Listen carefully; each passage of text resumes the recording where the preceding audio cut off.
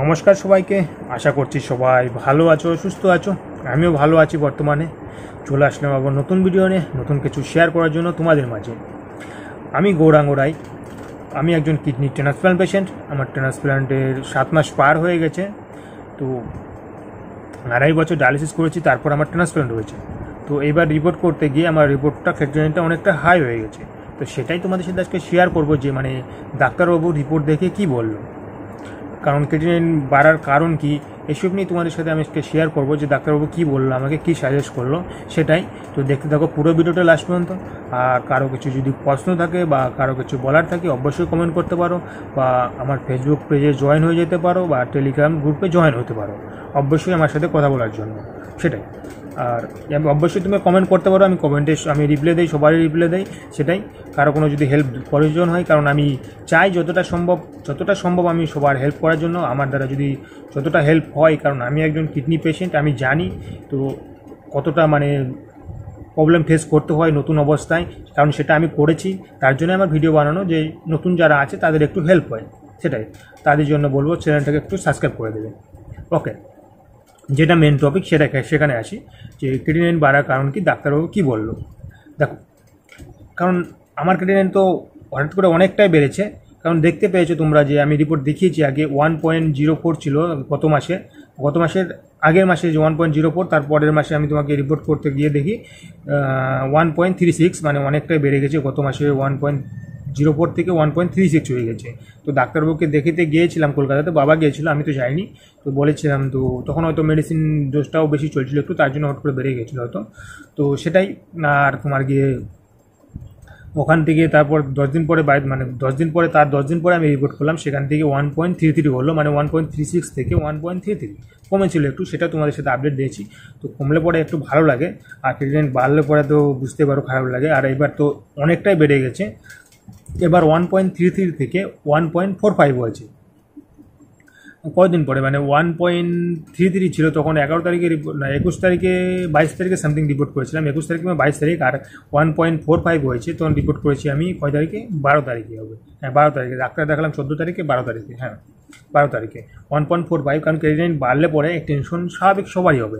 আর আমরা transplant patient, আমাদের বেশি টেনশন। কারণ জানোই একটা কতটা লড়াই করে এখানে আসতে পেরেছি। কারণ ডায়ালিসিস করা যে কতটা কষ্টদায়ক, যারা ডায়ালিসিস করে তারা অবশ্যই জানো। কারণ সেখান থেকে এই নতুন লাইফে ফিরে আসি, এখন যদি ক্রিয়েটিনিন এরকম বাড়ে তাহলে ভয় কিন্তু স্বাভাবিক সবার করে, সেটা ভয় আমারও করে। বাট সবাইকে বলবো যে ভয়ের কোনো কারণ নেই। কারণ দেখো, ক্রিয়েটিনিন এটা ওঠানামা করবেই। তো ডাক্তারবাবুকে বললাম আমি, তো বাড়ছে, এটা টেনশন হচ্ছে বলছে। ডাক্তারবাবু আমাকে বললো যে টেনশনের কোনো কারণ নেই, এটা ওঠানামা করবেই। তো দেখো সামনে আবার রিপোর্ট করো কী হয়। এইসব নিয়ে টেনশন করতে না করলো আমাকে, কারণ এটা ওঠানামা করবে, এটা বাড়বে কমবে, এটা হবে, এইসব নিয়ে টেনশন করতে না করলো। তো কারণ তোমাকে সেটা আমাকে আগেও বলেছে, যখন আমার ট্রান্সপ্লান্ট হয়েছে তখন আমার হট করে বেড়ে গিয়েছিলো, জানোই তোমরা। 1.07 থেকে 1.35 এরকম সামথিং কত হয়েছিল যেন ভুলে গেছি। তো অনেকটা বেড়ে গেছিলো, তখন টেনশন করছিলাম। বাট ধীরে ধীরে তখন কমে গেছিলো। তো এবারে তো তাই হয়েছে, ওঠানামা করছে। কারণ 1.36 থেকে 1.33 হলো, তারপর 1.45। তো দেখা যাক আবার নেক্সট রিপোর্ট কত করি, কত আসে। কারণ ডাক্তারবাবুকে বললাম, ডাক্তারবাবু টেনশন নিয়ে কারণে, কারণ আমি জানি টেনশন নেওয়ার কারণে তাই সবাইকে বলবো যারা নতুন পেশেন্ট আছো ট্রান্সপ্লান্টের পরে, যে ক্রিয়েটিনিন আমাদের বেড়ে যাচ্ছে, তো সেটাই বলবো যে টেনশনের কোনো কারণ নেই। বাট তোমার যদি ধীরে ধীরে তোমার বাড়তেই থাকে, কন্টিনিউ তোমার বাড়ছে 10, 20, 30 করে বাড়ছে, কন্টিনিউ বাড়তে 2-এর উপরে চলে যাচ্ছে, তাহলে একটু টেনশনের কারণই, সেটা স্বাভাবিক, সেটা বুঝতে পারো।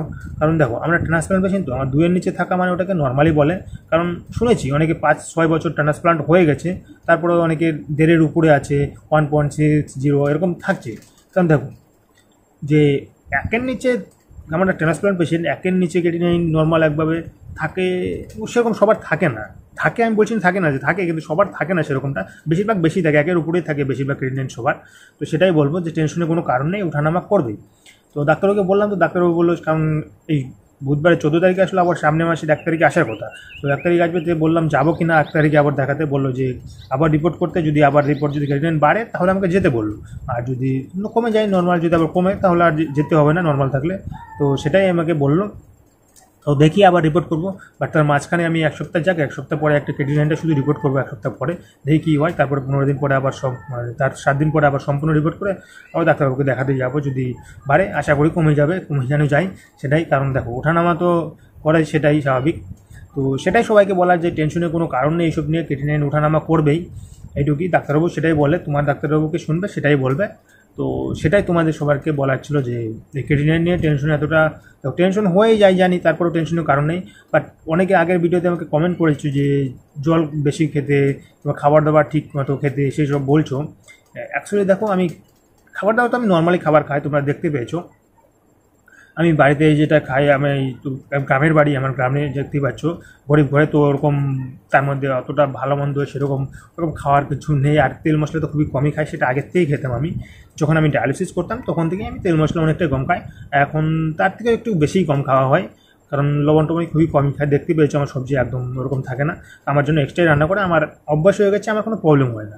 আমার বেশি হলেই প্রবলেম হয় এখন, বাট কম তেল মশলায় কোনো প্রবলেম নেই, আমি ওইসবই খাই। তো সেটাই, তো খাবার দাবার তো নর্মালি খাবার খাই। আর প্রোটিনের মধ্যে, খাবারের মধ্যে দেখো সবজির মধ্যে সবই খাই এখন বর্তমানে, সবজির মধ্যে বর্তমানে লাউ ইডি শাক টাক মোটামুটি সবই খাই, আলু টালু সবই খাই। তো সেটাই, আর এমনি আদার্স তো কিছু খাই না। আর প্রোটিনের মধ্যে তোমার খার মাছটা থাকে, মাছ খাই তোমার গিয়ে মাছ কিংবা সোয়াবিন থাকে।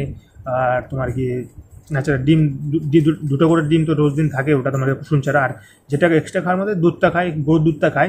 ডাক্তার খেতে বলেছে অবশ্য, যতটা দুধ নেই আমি তার থেকে তোমার গিয়ে ডবলের বেশি জল দিয়ে তারপরে জাল দিয়ে সেই দুধটা খাই, সেটাই স্বাভাবিক। একবার এক টাইম রাতেরবেলা খাই, কারণ এখানে তো অন্য দুধ পাওয়া যায় না, সেটাই খাই। আদার্স তো কিছু খাই না আমি। তো ক্রিয়েটিনিন বাড়ার কারণ কেন বুঝতে পারছি না, কেউ যদি জানো অবশ্যই কমেন্টে জানিও যে মানে এই কারণে বাড়তে পারে। কারণ দেখো, যারা অনেকদিন ট্রান্সপ্লান্ট হয়েছে তাদের এক্সপিরিয়েন্সটা বেশি হবে, তো সেটাই বলবো। যদি জানা থাকে কারো তো অবশ্যই জানাবে। আর জলটা বলছো, জলটা আমি বেশিই খাই। দেখো স্বাভাবিক, আমি জল 6 থেকে 7-এর মধ্যে খাই, 6 থেকে 6.5 বেশি খাই, বেশিরভাগ টাইম 6 থেকে 6.5-এর মধ্যে খাওয়া হয়, 6.5-এর মতো খাওয়া হয় বেশিরভাগ টাইম। তো সেটাই 6 থেকে 6.5-এর মধ্যে জল খাই আমি। তো জলটা আমি অ্যাকচুয়ালি কম খাই না। আর গরমের মধ্যে আমি সবাইকে বলবো, সাজেস্ট করবো, যারা পেশেন্ট আছো কিডনি ট্রান্সপ্লান্ট, মিনিমাম তুমি 5 লিটারের উপরে জল খাওয়ার চেষ্টা করবে। কারণ দেখো গরমে ঘামটা অনেকটা বেরোয়। আর যাদের এসি ঘর আছে তাদের ব্যাপারটা আলাদা, বাট আমাদের তো গ্রামের পরিবেশ তো বুঝতে পারো, তো অনেকটাই সবসময় গরম ঘেমেই থাকি। তোমাদের সাথে আমি শেয়ারও করেছি, সবসময় ঘাম বেরোয়, কিছু করার নেই। আর রোদে রোদে সেরকম তো বেরোয় না, বাট অনেকটাই গরম এখানে, তো সেটাই ঘামটা বেশি বেরোয়। আর ইউরিনটা একটু কম হয়, সেটা কম হবে স্বাভাবিক। কিন্তু আর এমনি আদার্স রিপোর্ট কিন্তু সব নর্মালই আছে আমার। তো সেটাই, তার জন্য আমি 6 থেকে 6.5 লিটারই জল খাই। আর এমনি আদার্স রিপোর্ট কিন্তু আমার নর্মালি আছে। তোমার হিমোগ্লোবিন আগের বার যে কম ছিল, কমতে তবে এবার আবার কিন্তু বেড়েছে হিমোগ্লোবিনটাও। তোমার 12.6 ছিল, সেখান থেকে 13.3 হয়েছে, মানে বেড়েছে, হিমোগ্লোবিনটাও বেড়েছে। আর ইউরিনের রিপোর্ট তো ইনফেকশন নেই, আশা করি ভগবান করে কোনো কিছু নেই, সব কিছুই নর্মাল ভালোই আছে। তো সেটাই, বাট কেন জানি না ক্রিয়েটিনিনটা বেড়ে গেছে, বাট টেনশনের কারণ নেই জানি, তারপরেও টেনশনে একটু চলেই আসি, সেটাই। আর যারা নতুন আছো তো অবশ্যই এইসব নিয়ে এতটা টেনশন করবে না, তোমাদের আমি সেটাই বলবো। ওকে, সবাই ভালো থেকো, সুস্থ থেকো, এটাই চাই। সবাই সাবধানে থেকো, আর গরমের মধ্যে বুঝতে পারো একটু সাবধানে থেকো, সেটাই। আর খাবার দাবার তো আমি আদার্স খাই না অ্যাকচুয়ালি বলছি, আমি ফল টল বলো, কাঁচা জিনিস আমি কিছু খাই না ওইসব। তো কেন বেড়েছে জানি না, ওপরওয়ালাই জানে এক কথায়। তো সেটাই, ওকে, এখানেই রাখছি। এটুকুই বলার ছিল যে মানে ক্রিয়েটিনিন এটা ওঠানামা করবে, সেটাই বললো ডাক্তারবাবু। দেখি সামনে রিপোর্ট করি, অবশ্যই তোমাদের সাথে শেয়ার করবো। সবাই ভালো থেকো, সুস্থ থেকো, আর সবাই একটু আশীর্বাদ করো জানি ক্রিয়েটিনিনটা কমে যায়, সেটা নর্মালি ভালো মতো থাকতে পারি, এইটুকুই। ওকে, দেখা হচ্ছে পরের ভিডিওতে। আর কারো কিছু প্রশ্ন থাকলে অবশ্যই কমেন্টে জানাও, তোমাদের অবশ্যই আমি রিপ্লাই দেবো।